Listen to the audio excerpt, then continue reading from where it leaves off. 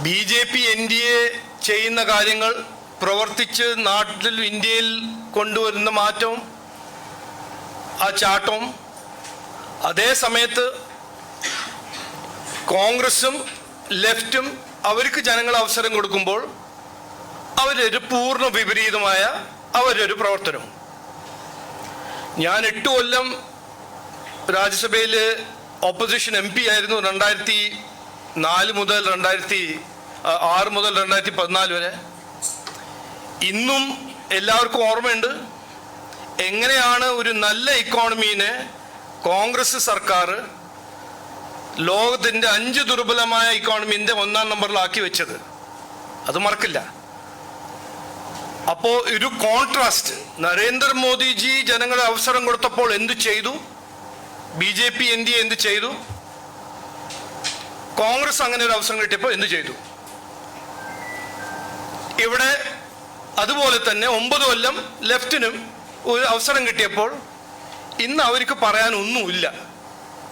അപ്പോൾ ഞാൻ ഇത് കാണുന്നത് ജനങ്ങൾക്കൊരു കമ്പാരിസൺ, LDFും അവരുടെ രാഷ്ട്രീയവും അവരുടെ ഭരണവും കോൺഗ്രസിൻ്റെ ഭരണവും BJP NDA ഭരണം, ഇതിൻ്റെ ഒരു കമ്പാരിസൺ.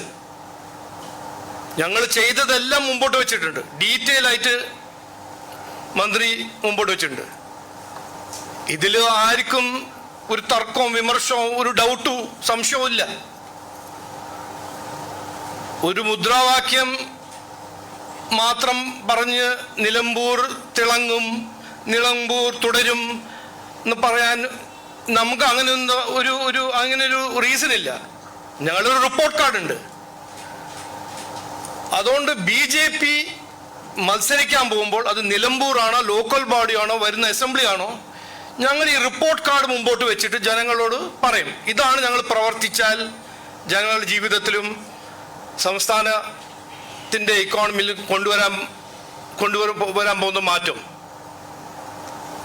മറ്റു പാർട്ടീസ് ഇന്ന് കാണണമല്ലോ, 9 കൊല്ലം ഇവിടെ ഭരിച്ചിട്ടും ലെഫ്റ്റ് ഇന്നും എലക്ഷൻ മത്സരിക്കുന്നത്, വോട്ട് ഭരിക്കാൻ നോക്കുന്നത് മദനി PDPൻ്റെ ഒരു സഹായത്തോട്. അപ്പോൾ ചെയ്തിട്ടൊന്നുമില്ല, പറയാനൊന്നുമില്ല.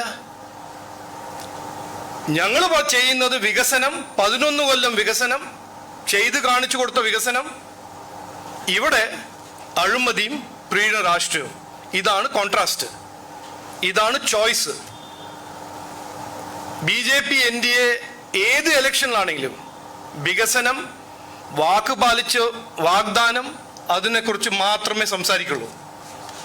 അത് നാഷണൽ ഇലക്ഷനാണോ, നമ്മുടെ സംസ്ഥാന ഇലക്ഷനാണോ, ബൈ ഇലക്ഷനാണോ, ലോക്കൽ ബോഡി ഇലക്ഷനാണോ. അപ്പോൾ ഈ കോൺട്രാസ്റ്റ് ഞാൻ സ്പെഷ്യലായിട്ട് എംഫസൈസ് ചെയ്യാൻ ആഗ്രഹിക്കുന്നു.